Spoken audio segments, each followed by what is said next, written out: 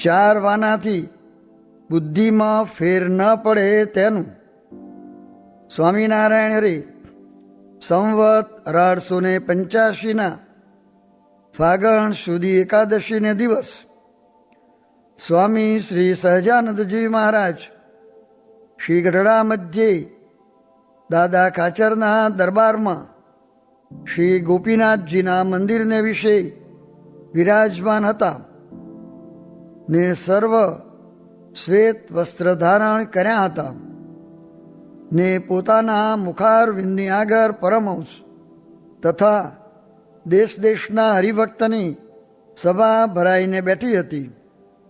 પછી શ્રીજી મહારાજે સર્વ પરમહંસ આગળ એમ વાર્તા કરી છે, ધન દોલત સ્ત્રી અને પુત્ર એ આદિક જે પદાર્થ તેણે કરીને જેની બુદ્ધિમાં ફેર પડે નહીં અને એને અર્થે કોઈને વિશે આસ્થા આવે નહીં, એવા તો સત્સંગમાં થોડાક ગણતરીના હરિભક્ત હોય પણ જા હોય નહીં. એમ કહીને વળી બોલ્યા છે, એવા તો આ મુક્તાનંદ સ્વામી તથા ગોપાલાનંદ સ્વામી છે.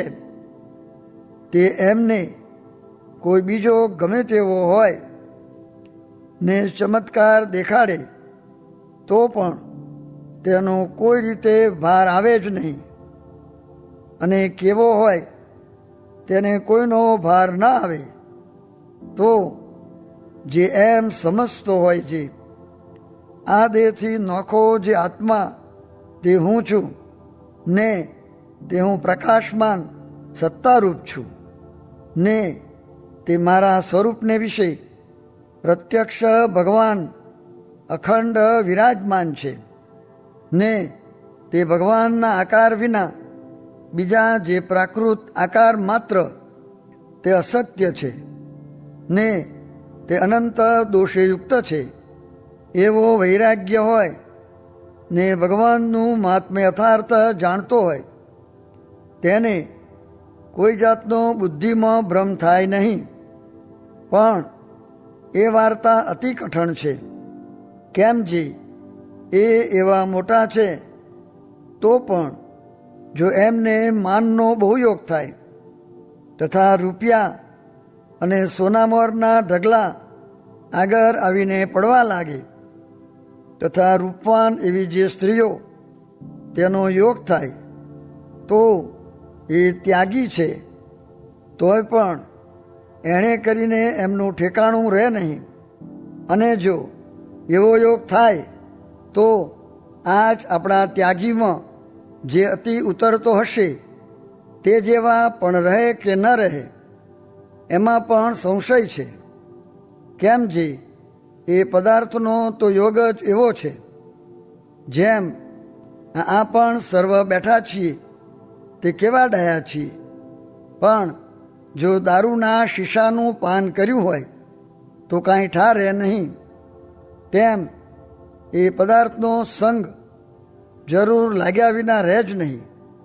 માટે એ પદાર્થનો યોગ જો ન થવા દે તો એથી બચે ને એનો યોગ થયા મોર એનો ભય રાખે જે રખે મને એનો યોગ થાય. અને એ વાર્તા શાસ્ત્રમાં પ્રસિદ્ધ છે જે એનો સંગ તો એક ભગવાનને ન લાગે તે કહ્યું છે જે ઋષિમ નારાયણ મૃતે તથા એન્યે સ્વતઃ પરિહૃતાદપી બિભ્યતિ સ્મ. પછી શ્રીજી મહારાજ એમ બોલ્યા છે, વાસુદેવ ભગવાનનો એકાંતિક ભક્ત કેને કહીએ? તો જેને વિશે સ્વધર્મ જ્ઞાન વૈરાગ્ય અને મહાત્મ્યયુક્ત એવી વાસુદેવ ભગવાનની અનન્ય ભક્તિ એટલા વાના હોય તેને એકાંતિક ભક્ત કહીએ. અને એની ગતિ એમ કહી છે જે એનો વાસુદેવ ભગવાનમાં પ્રવેશ થાય. તે પ્રવેશ તે શું? તો તેજના મંડળને વિશે દિવ્ય મૂર્તિ એવા જે વાસુદેવ ભગવાન તેને વિશે એ ભક્તને સ્નેહ હોય તે સ્નેહ કરીને વાસુદેવ ભગવાનની મૂર્તિને વિશે એના મનનું નિરંતર અનુસંધાન રહે ને આસક્ત થકો વર્તે ને એવી રીતે રહ્યો થકો એ વાસુદેવ ભગવાનની સેવાને વિશે પણ પાર થકી રહે. જેમ લક્ષ્મીજી છે તે વાસુદેવ ભગવાનના હૃદયને વિશે ચિહ્ન રૂપે સ્નેહના આધિક્યપણે કરીને રહ્યા છે ને બહાર થકી સ્ત્રી રૂપે કરીને સેવામાં પણ રહ્યા છે, તેમ એ એકાંતિક ભક્તનો વાસુદેવ ભગવાનને વિશે પ્રવેશ જાણવો અને હમણાં પણ જે ભક્તને ભગવાનની કથા, કીર્તન, નામસ્મરણ ઇત્યાદિ જે 10 પ્રકારની ભક્તિ તથા ભગવાનનું મહાત્મ્ય તથા સ્વધર્મ તથા વૈરાગ્ય તથા આત્મનિષ્ઠા તથા સંતનો સમાગમ એનું બંધાણ હોય તે એવું હોય જે તે વિના કોઈ રીતે ચાલે જ નહીં. જેમ અફીણ આદિકનો બંધાણી હોય તેને તે વિના ચાલે નહીં ને તે અફીણ તો કડવું ઝેર છે, તો પણ અફીણના બંધાણીને અફીણ વિના ચાલે નહીં. તથા દારૂનું બંધાણ હોય તો તે દારૂ પણ પીએ ત્યારે ગરું ભરે એવો છે, તો પણ તે વિના ચાલે નહીં. તે એને ઘણાક રૂપિયા આપે તો પણ એ બંધાણથી તે વાલા ન થાય ને ન લે, કેમ જે એ વ્યસન એના જીવ સંગાથે જડાઈ ગયું છે. તેમ જેને ભગવત ભક્તિ આદિ ક્રિયાનું બંધાણ થયું હોય તે ગમે તેવો કુસંગ થાય તો પણ તે વિના એને ચાલે જ નહીં ને એ વિના બીજા કાર્યમાં એનું મન રાજી થાય નહીં ને ભગવત ભક્તિ આદિ ક્રિયામાં એનો જીવ જડાઈ ગયો હોય ને એનો જ એને અતિ ઈશક હોય, એવો જે ભગવાનનો ભક્ત તેનો પણ વાસુદેવ ભગવાનને વિશે પ્રવેશ છે એમ જાણવું અને તે ભગવત ભક્ત કેવો હોય તો ભગવાનની સેવા વિના ચતુર્ધા મુક્તિને પણ ન ઈચ્છે તો બીજાની શી વાર્તા. એવો હોય તે ભગવાનનો એકાંતિક ભક્ત જાણવો ને એને કોઈ પદાર્થમાં ઈશક ન હોય અને એવો ન હોય ને ક્યારેક ભગવાનની ભક્તિમાં સુવાણ થાય ને જો કુસંગનો યોગ થાય તો ભક્તિને ભૂલી જાય ને તે ચારે ચડી જાય. એને તો પ્રાકૃત દેહાભિમાની કહીએ, પણ એ ભક્ત ખરો નહીં ને એનો વિશ્વાસ નહીં. અને વળી શ્રીજી મહારાજે એમ વાર્તા કરી છે, ભગવાનના ભક્તને સ્ત્રી, ધન, દેહાભિમાન અને સ્વભાવ એ 4 વાનામાં કાચપ હોય ને તે ભગવાનની ભક્તિ કરતો હોય તો પણ તેની ભક્તિનો વિશ્વાસ નહીં.